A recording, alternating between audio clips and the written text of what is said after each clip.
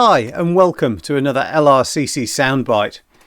I want to tell you a little story today that starts before Jesus died but finishes with a really important conversation that he would have with one of his disciples after he came back to life at Easter. Now, shortly after Jesus was arrested, Peter had followed the guards to see where they would take him. And while he was waiting outside the building that he was in at the time, near a fire, keeping warm with other people, a woman recognised Peter and asked if he was one of Jesus' followers. But Peter said, No, not me. You must have me confused with someone else. A little later, someone else asked him again. And a second time, Peter said, No, it wasn't me. It can't have been me.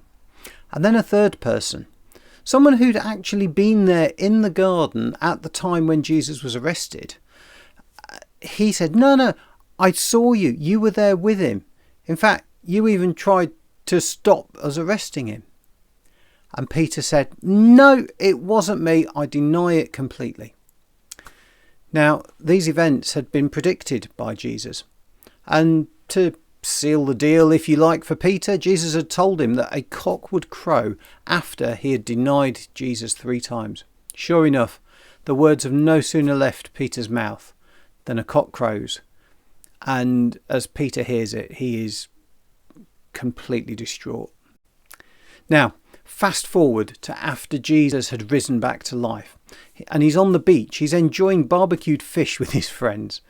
He took Peter to one side and asked him a question. Peter, he asked, do you love me? Yes, Lord, you know I love you, Peter answered. Feed my lambs, Jesus replied. And then he asked Peter another question. He said, Peter, do you love me? Again, Peter replied, Well, yes, Lord, you know that I love you. Tend my sheep, was Jesus' reply this time.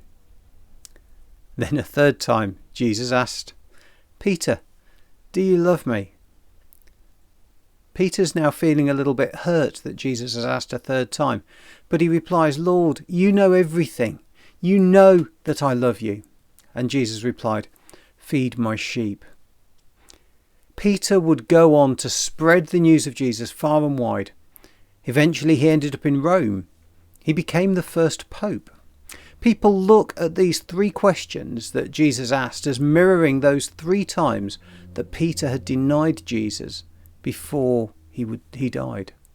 A way of reinstating Peter, if you like. This story says to me that things we've done in the past don't have to dictate the future that we've got. Peter had followed Jesus for 3 years, and yet at the point where Jesus needed his support, Peter wasn't there for him. And in fact, he turned away from him. He didn't stand up for him. And yet, that wasn't the end of the road for Peter. It was maybe a bump in the middle of a much greater journey. One that I'm sure would have other low spots as well. But I don't think Peter would ever forget either of those events. And he'd probably draw strength from them. So I don't know what might be in your past. What I can say, though, is whatever may be there, Jesus doesn't abandon us. He never turns away from us. Sometimes the past can be painful to remember, and yet Jesus can still help you draw strength from it.